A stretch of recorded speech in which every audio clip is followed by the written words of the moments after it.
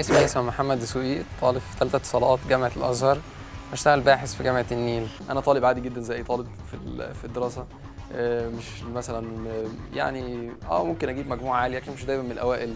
انا بحب الجرافيكس، بحب الديزاين، بحب اعوم، بحب اعمل حاجات كتير، بس اكتر حاجه الاختراعات.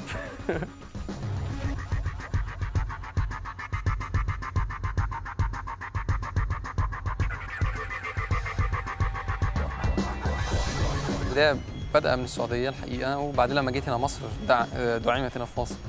انا كنت في السعوديه كان في برامج كرتون والحاجات دي، وانا كان عندي لعب زي اي طفل يعني، وكنت بحاول ان انا ابدع باللعب دي، ان انا انتج لعب جديده، انا ازاي افك اللعب واعمل لعب اكبر واعمل لعب بتعمل حاجات اكتر. كانوا بيتضايقوا احيانا في البيت بسبب البهدله الجامده اللي انا كنت بعملها.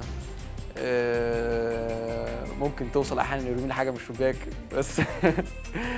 كان في برامج بتيجي في التلفزيون للمخترعين، كنت بشوف مخترعين صغيرين بيعملوا حاجات، فبدات احب الموضوع اكتر وعملت شويه مشاريع ورحت بيها الاماكن زي مركز زنبرك استكشاف للعلوم. رحت هناك واستقبلوني، قالوا لي المشاريع اللي انت بتعملها دي كويسه.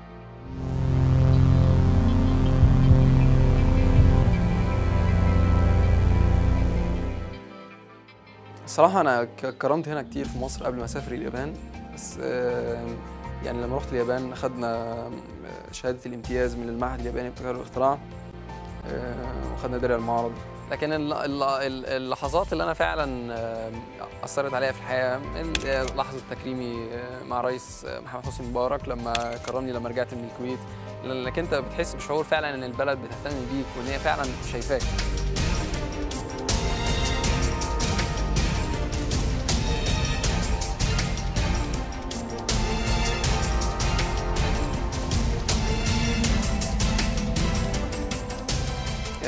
انا يومي بيبدأ من صلاة الفجر، بصحى صلاة الفجر وافضل قاعد، بنزل الجامعة وبركب الباص، باجي هنا جامعة النيل وبشتغل في الأبحاث طول اليوم لغاية الساعة 4.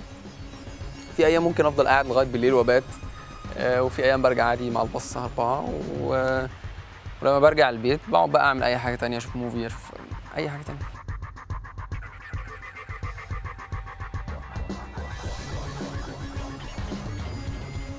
انا بحب شغلي جدا لان اعتقد متهيألي ان هو مؤثر جدا يعني. اللي يخليني اسافر ان انا ماليش دعم بس.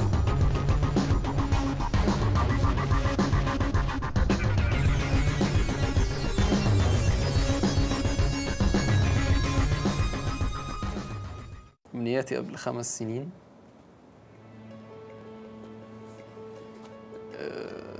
طبعا حلم كل شاب ان انا اتجوز،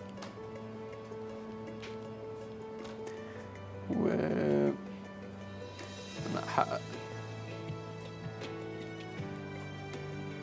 مراكز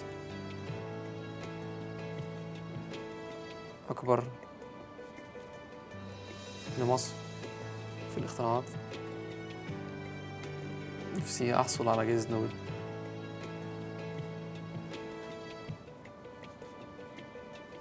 نفسي اطلع القمر برائد فضاء. نفسي اعمل مشروع يحل مشكلة الطاقة. توقيع هيثم محمد دسوقي.